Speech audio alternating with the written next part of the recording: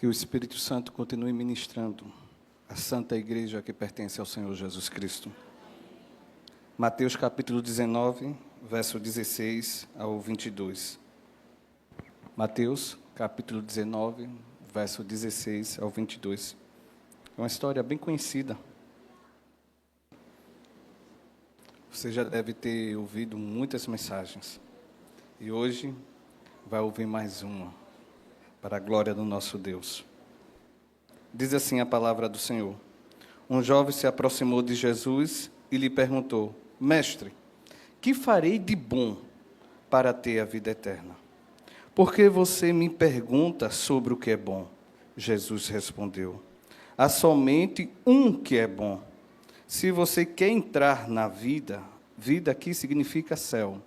Se você quer entrar no céu, obedeça aos mandamentos, Jesus disse. Aí o jovem perguntou: quais? Jesus respondeu: não assassine, não adultere, não furte, não dê falso testemunho, honre o seu pai e a sua mãe e ame o seu próximo como a você mesmo. O jovem lhe disse: a tudo isso tenho obedecido. O que ainda me falta? Jesus respondeu: se você quer ser perfeito, perfeito aqui é no sentido de inteiro, completo, não dividido, vá, venda os seus bens e dê o dinheiro aos pobres, e terá um tesouro nos céus. Depois venha e siga-me. Ouvindo isso, o jovem afastou-se triste, porque tinha muitas riquezas. Oremos. Senhor Deus, nós te louvamos e te agradecemos, Pai. Obrigado por esse culto lindo que o Senhor tem nos presenteado com a tua presença, Deus, nos fazendo lembrar e perceber que a nossa vida só tem sentido quando ela está firmada em ti, Pai. E nós precisamos do Espírito Santo para entendermos isso, para vermos isso, porque nós não somos capazes, Pai. Por meio da tua palavra, neste momento, nós precisamos que o Senhor ilumine o nosso coração e ministre, Pai, na vida da tua igreja. Começar de mim, Pai. Essa é a nossa oração. Em nome de Jesus, amém e amém. Você já percebeu que todos nós vivemos em busca de alguma coisa? Todos nós. Desde quem está aqui na primeira fileira a quem está no último banco da galeria. Todos nós vivemos em busca de alguma coisa.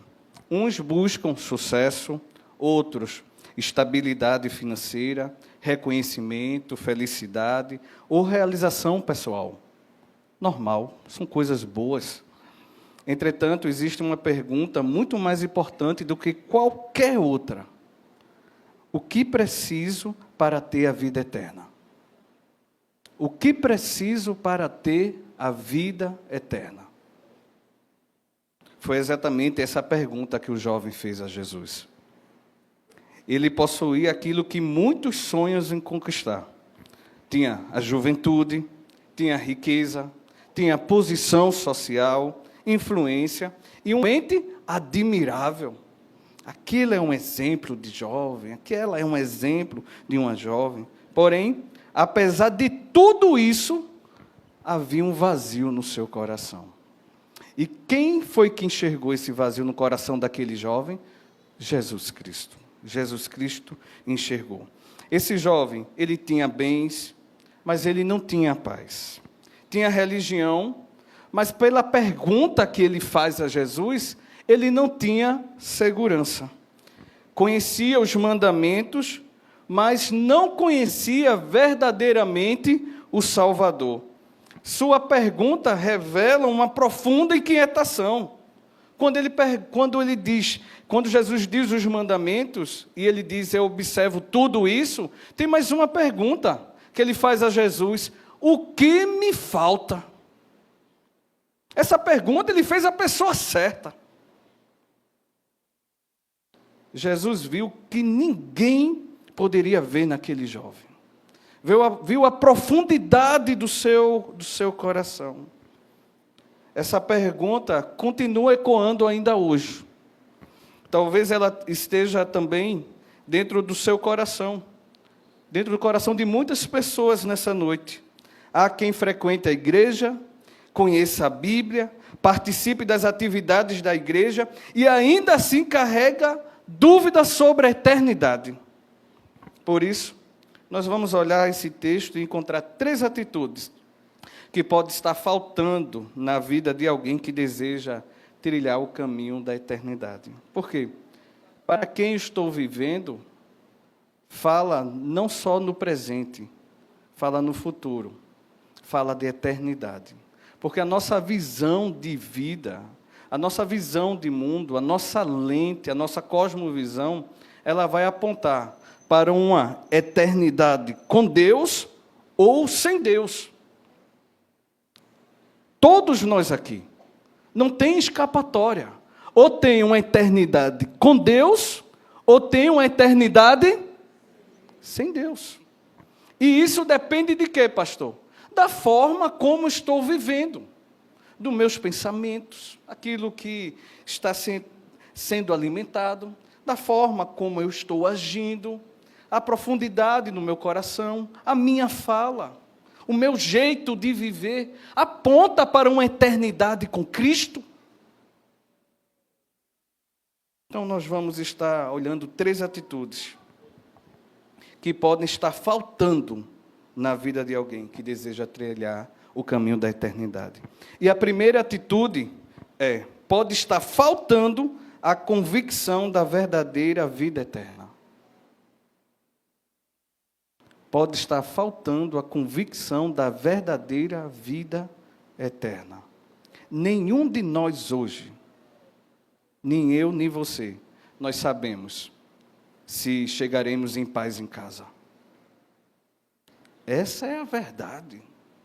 A vida tem essa fragilidade como essa taça aqui, se eu soltar no chão. Imagina que isso aqui é a sua vida e Jesus soltasse. Não vou soltar, tá bom? Pensei, mas eu... não, deixa quieto. Então o jovem aproximou-se de Jesus e perguntou: mestre, que farei de bom para ter a vida eterna? Ele estava preocupado. É uma pergunta relevante. É uma pergunta importante. Alguns acham que vai passar a eternidade no mundo dos pets. Quando eu morrer, eu vou estar com o meu cachorrinho de estimação. Você acredita que tem gente que pensa assim? Eu acredito. Outros pensam, quando eu morrer, eu quero estar escutando Elvis Presley. Vai que a pessoa gosta. Ou se não, alguns, na minha eternidade, eu quero estar numa mesa de bar com o garçom e Reginaldo Rossi cantando garçom lá.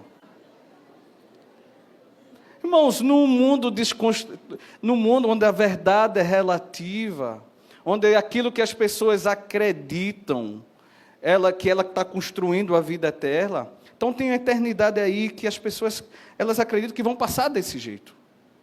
Infelizmente. E se alguém disser a você, vou passar a minha eternidade desse jeito, eu acredito que poucos irão dizer, rapaz, você está equivocado, não é dessa maneira não, só tem um caminho para a eternidade, ou estar com Deus ou sem Deus.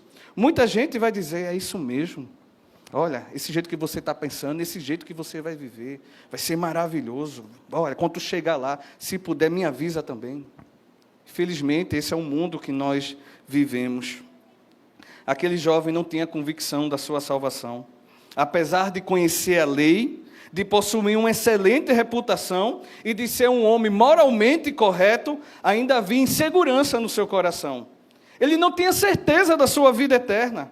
Sua pergunta demonstra que toda a sua confiança estava baseada naquilo que ele fazia.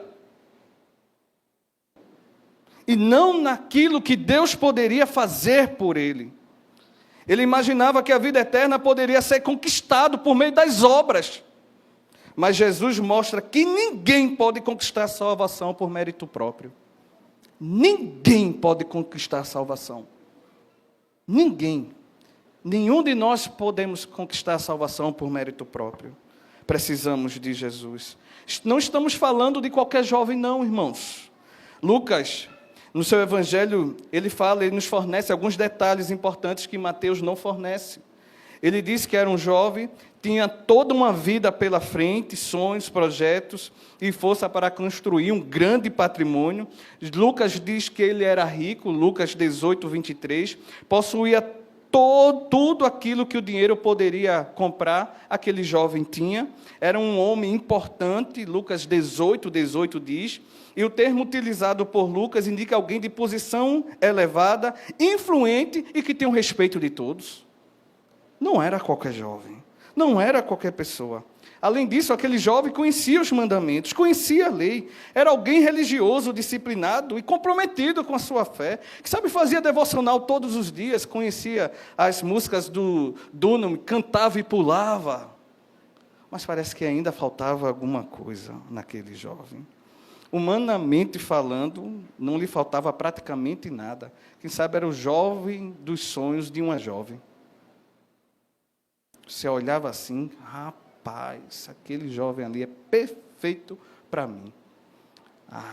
Aí você consegue, com seu charme, ganhar esse jovem, casa com esse jovem, aí você, agora minha vida vai ser, agora aqui, ó, já estou aposentada casando com esse jovem.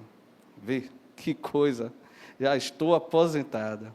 E quando começa a fase da família, aquele jovem, o que mais ele olha tudo é apenas o seu patrimônio, seus bens, e esquece da família. A vida dessa jovem vai ser uma vida feliz? O dinheiro vai dar a ela toda a atenção que ela merece, que ela deseja? Eu acho muito difícil. Eu acho muito, muito difícil. Pode até tirar umas fotos bonitas na família, viajar, fazer tudo, mas ainda parece que vai faltar alguma coisa. A vida real vai faltar alguma coisa, vai faltar alguma coisa. Então, esse era aquele jovem, mas espiritualmente havia um vazio na mente daquele jovem. Isso nos ensina uma grande verdade. É possível possuir sucesso sem possuir paz. É possível conhecer a religião sem conhecer Cristo. É possível ser membro de uma igreja sem conhecer a alegria da verdade. É possível estar seu nome no hall de membros, você saber todas as músicas, mas não ter uma alegria sincera diante de Deus. É isso que o texto está nos ensinando. É possível você estar dentro da igreja e ainda viver sem a certeza da salvação. A vida eterna, ela sempre foi uma promessa de Deus para o homem. Sempre foi. A esperança da vida eterna não começou no Novo Testamento, no Antigo Testamento. Hebreus capítulo 11, o verso 16 afirma: eles esperavam uma pátria superior, isto é, a celestial. Por isso Deus não se envergonha de ser chamado Deus deles, pois lhe preparou uma cidade. Quando a gente vai para Daniel, capítulo 12, o verso 2, declara: muitos dos que dormem no pó da terra ressuscitarão, uns para a vida eterna e outros para a vergonha e desprezo eternos. Desde o princípio, Deus revelou que existe uma eternidade. Para quem você está vivendo, a forma como você vive, para onde vai levar você? Pois é, convicções moldam a nossa vida, nossa forma de viver. Todos nós vivemos de acordo com as nossas convicções. Convicção, o que é convicção, pastor? É a certeza que governa as nossas escolhas. Minha escolha é essa porque eu tenho convicção e é isso mesmo. E vai tomando decisões. As convicções falam dos nossos valores, daquilo que a gente acredita certo e de errado, das nossas decisões. Se as nossas convicções estiverem erradas. Quem possui convicção correta, caminha com segurança. E a nossa convicção tem que estar firmada aqui, irmãos. Na palavra do Senhor é a única forma de estarmos seguros. É essa a verdade. É essa a verdade. E aqui, aquele jovem, e quem vive baseado em convicções erradas, acaba tomando decisões o quê? Equivocadas. Decisões erradas. Ele acreditava que fazia boas obras e isso seria o suficiente para garantir a eternidade. Conhecer a lei seria suficiente para garantir a eternidade. Estar na sinagoga todos os sábados seria o suficiente para estar na eternidade. Viver em paz com seu vizinho seria o suficiente para estar na eternidade. Mas Jesus desconstrói tudo aquilo. Tudo aquilo. Sua confiança, a confiança daquele jovem, estava no fazer, e não na graça de Deus. Mas ninguém consegue salvar a si mesmo. As boas obras não produzem salvação. Elas são consequência da salvação. Apesar da confusão espiritual, aquele jovem tomou uma decisão certa. Qual foi, pastor, a decisão certa? Fazer a pergunta a Jesus. Ele procurou Jesus e o texto nos diz isso. Quando temos dúvidas sobre a nossa eternidade, não devemos procurar resposta na religião, nas tradições ou nas opiniões humanas. Precisamos ir até Jesus. É lá que nós precisamos ir. Somente Ele possui as palavras de vida eterna, e Ele falou sobre isso.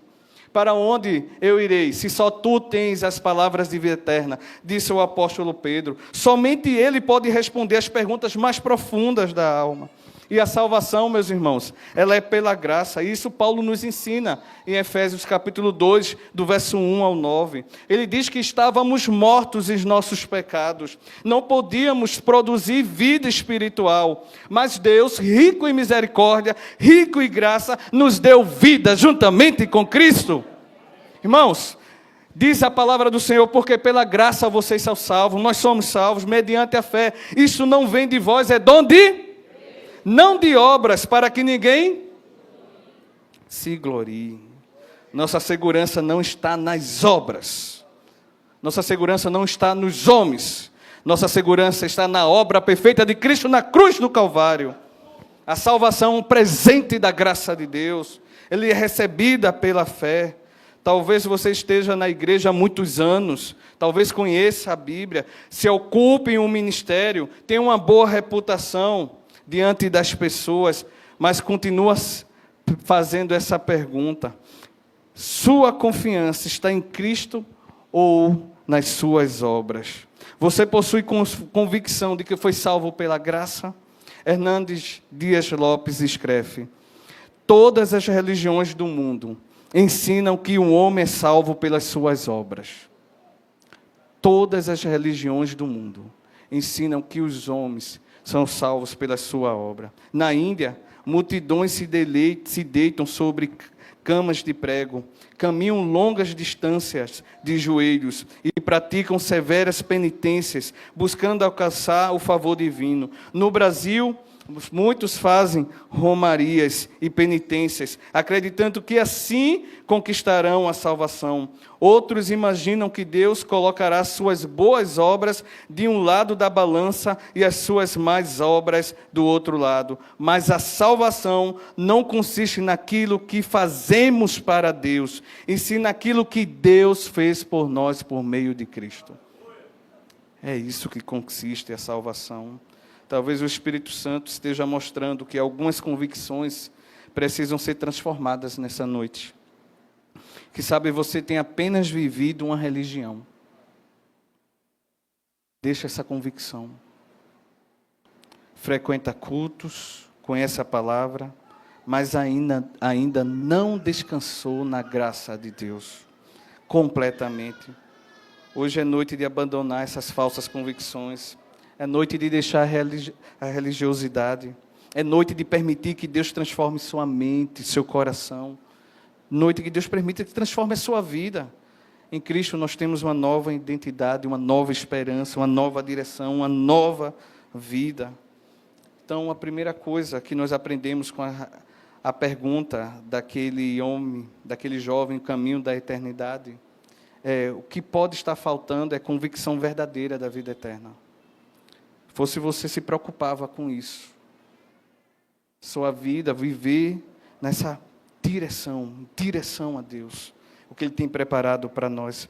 Continuando o texto, segunda coisa que pode estar faltando para trilhar o caminho da eternidade. Pode estar faltando amar a Deus acima de todas as coisas. E Jesus agora nos ensina sobre isso. No verso 17 ao 20. Por que me pergunta sobre o que é bom? Jesus perguntou àquele jovem. Há somente um que é bom. Se você quer entrar na vida, obedeça os mandamentos. Quais? Perguntou ele. Jesus respondeu: não matarás, não adulterarás, não furtarás, não darás falsos testemunhos, honra o teu pai e a tua mãe, e amarás o teu próximo como a ti mesmo. O jovem respondeu: a tudo isso tenho observado, o que ainda me falta?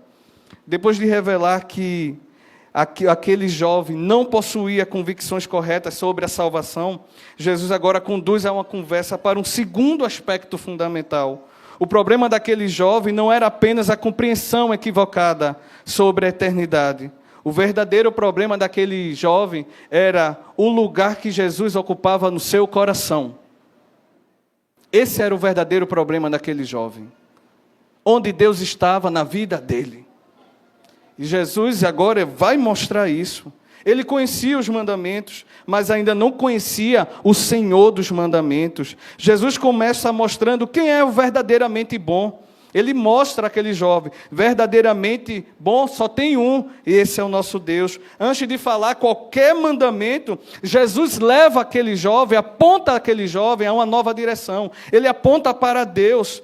É como se ele dissesse: você está preocupado com aquilo que pode fazer? Mas antes precisa compreender quem Deus é. Nenhuma obra humana pode ser comparada à perfeição de Deus. Por melhores que sejam nossas atitudes, elas jamais nos tornam dignos de salvação. Somente Deus é perfeitamente santo. Somente Deus é perfeitamente justo. Somente Deus, mesmo que você não compreenda, é perfeitamente bom. Nossa tendência é comparar nossa vida com a vida dos outros. Pensamos: nunca matei, nunca roubei, procuro fazer o bem, mas Deus não nos compara com as outras pessoas. Ele nos compara com a sua própria santidade. E diante da santidade de Deus, todos nós somos pecadores necessitados da graça dele. Então Jesus lembra alguns mandamentos àqueles jovens.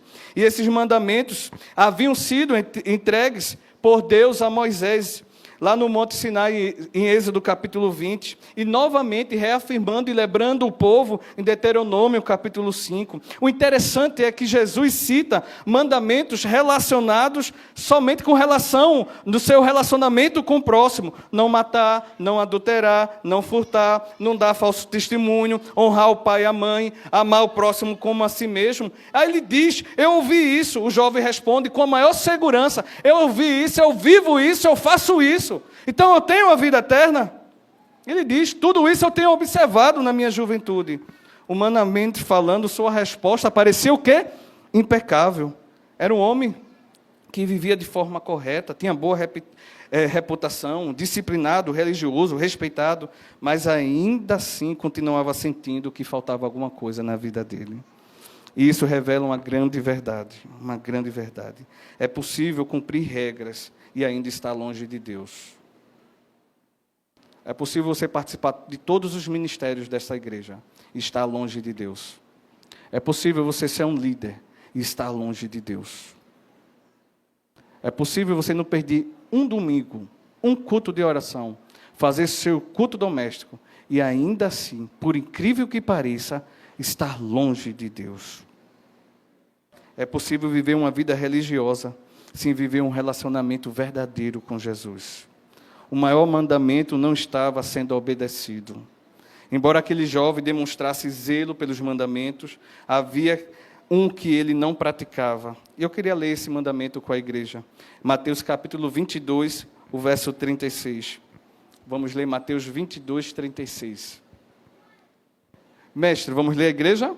Mestre. Pode passar? Jesus.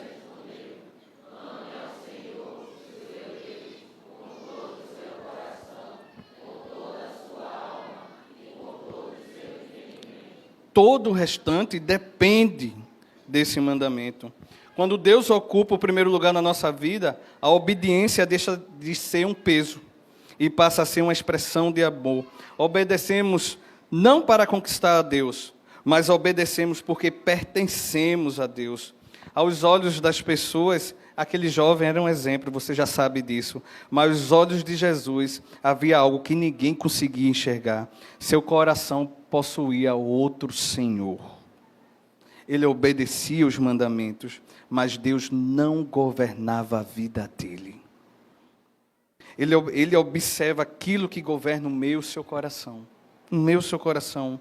Podemos impressionar as pessoas com a religiosidade, mas Deus conhece as nossas prioridades. Ele sabe onde está o nosso tesouro. Ele sabe quem realmente ocupa o primeiro lugar na nossa vida. Você também sabe, se você pensar no como você tem vivido, as escolhas que você tem feito em sua casa, em sua vida. Você sabe o que tem ocupado o primeiro lugar, a prioridade na sua vida. Deus é realmente o Senhor da sua vida? Jesus é realmente o Senhor, o amigo, o verdadeiro amigo? O Espírito Santo tem andado com você? Essa é a pergunta que o texto nos faz. Não basta afirmar que Deus é o Senhor. É preciso demonstrar isso, querida igreja, todos os dias. Como sabemos se Deus é o Senhor da nossa vida? Como sabemos? Quando buscamos agradá-lo, acima de agradar a nós mesmos. Quando nossas decisões são guiadas pela sua palavra. Quando consultamos sua vontade antes de fazer os nossos planos. Quando o nosso coração encontra prazer na sua presença. Quando a nossa alegria não depende das coisas deste mundo, mas da comunhão com Deus. Aí isso assim, nós vamos entender, sim, que Deus faz parte da nossa vida. Ter Deus como Senhor transforma completamente a nossa maneira de viver. Ele muda nossas prioridades, muda os nossos desejos, muda os nossos relacionamentos, muda nosso modo de administrar os nossos recursos, muda a nossa forma de enxergar a vida. Quando Cristo reina no coração, a transformação é inevitável. É inevitável, irmãos. As pessoas vão olhar para você e vão ver Jesus. Deus muda o teu pensamento, muda teu linguajar, muda as tuas ações. Você começa a parecer mais com Jesus. Quando você ama Deus de todo o coração, as pessoas vão amar Jesus na sua vida. Talvez você seja uma pessoa correta. Talvez seja alguém comprometido com a igreja. Talvez participe dos cultos, conheça a Bíblia e procure viver uma vida moralmente íntegra. Mas a pergunta continua sendo: quem ocupa o primeiro lugar no seu coração? Quem ocupa o primeiro lugar no seu coração? Existe alguma área na sua vida que você ainda não entregou completamente a Deus? Existe algum sonho, relacionamento ou conquista que ocupa o lugar que pertence somente a Deus? A maior necessidade daquele jovem não era conhecer mais regras, não era conhecer mais mandamentos, era entregar o coração ao verdadeiro Senhor. E essa continua sendo a maior necessidade de todo ser humano. Antes de Deus querer nossas mãos para o trabalho, Ele deseja o nosso coração para governar.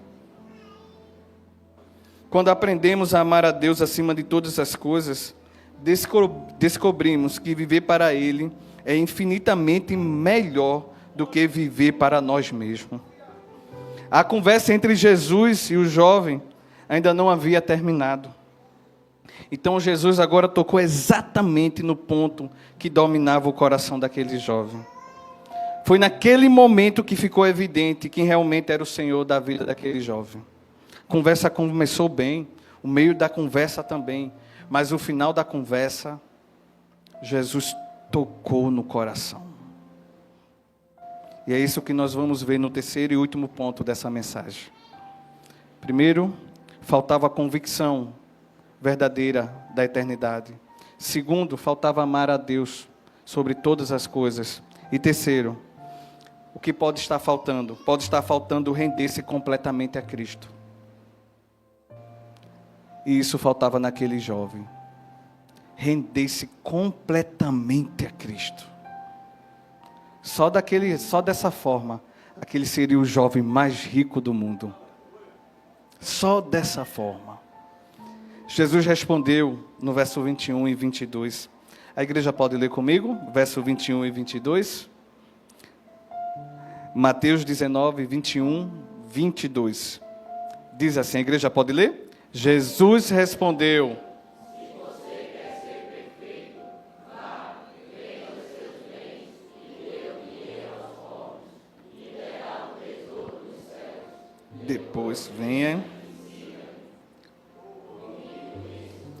jovem afastou-se triste.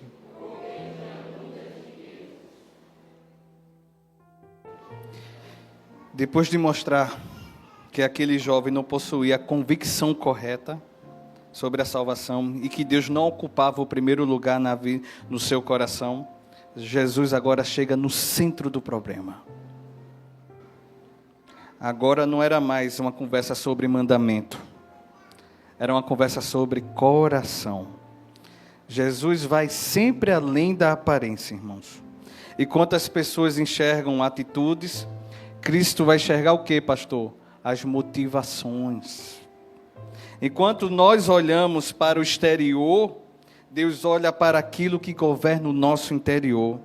E foi exatamente isso que aconteceu com aquele jovem. Jesus revelou o verdadeiro ídolo do coração. Jesus disse: vá, venda os bens, seus bens, e dê aos pobres. Depois venha e siga-me. À primeira vista pode parecer que Jesus estava condenando a riqueza. Mas o texto não diz isso. Mas esse nunca foi o problema. A Bíblia não ensina que possuir riquezas seja pecado. O pecado acontece quando as riquezas possuem o coração da pessoa. Jesus identificou que aquele jovem tinha um Deus escondido. Seu dinheiro havia ocupado o lugar que pertencia somente a Deus. O problema nunca foi o patrimônio. O problema era a prioridade. Prioridade. Seu tesouro estava na terra, quando deveria estar onde? No céu. Seu coração estava preso ao que era o quê? Passageiro. Quando deveria estar firmado no que é? Eterno.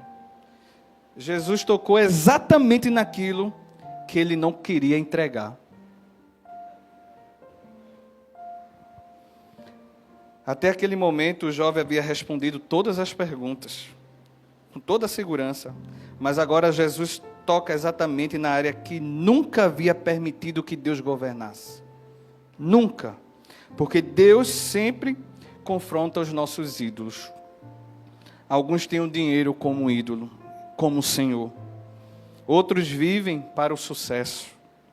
Alguns colocam a carreira em primeiro lugar.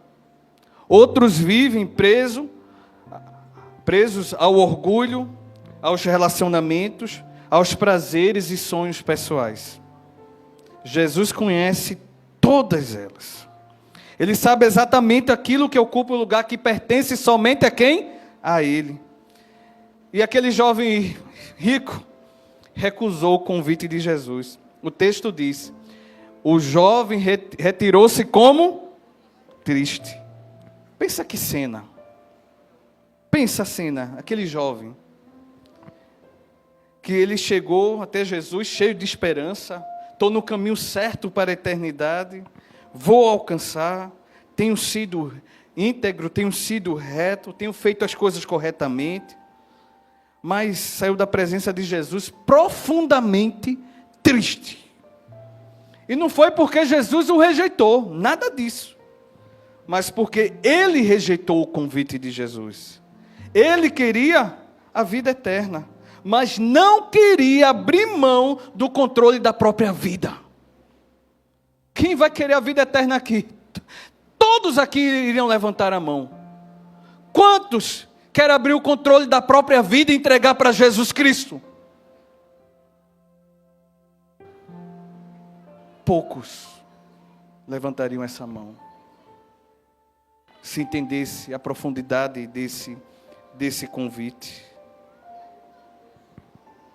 Ele queria o céu, mas não queria um Senhor governando a sua vida. Ele queria a bênção, mas não queria renunciar o seu próprio reino. Isso continua acontecendo hoje, dentro de tudo que é igreja. Muitas pessoas querem a promessa de Deus, querem paz, querem prosperidade, querem proteção, querem livramento, querem bênçãos, querem a eternidade, mas não querem entregar completamente o seu coração a Jesus. O que realmente faltava naquele jovem? Faltava um novo nascimento, faltava arrependimento, faltava a conversão, faltava reconhecer que não poderia salvar a si mesmo, faltava abandonar o controle da própria vida, faltava seguir a Jesus. Ele era um religioso. E Deus sabe quem são os religiosos que estão aqui nessa noite. A começar daqui, da plataforma até o último. Eu me incluo também nisso. Deus conhece. Era um religioso, mas ele não era um discípulo. Ele frequentava o ambiente religioso porque era bom, trazia uma sensação de paz na vida dele. Mas não havia rendido completamente ao senhorio de Cristo. Jesus não queria os bens daquele jovem.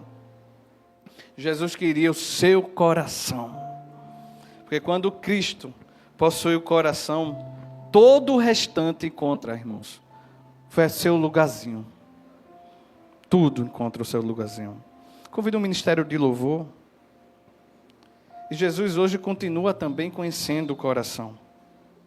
Talvez hoje, Jesus faça a mesma pergunta para nós.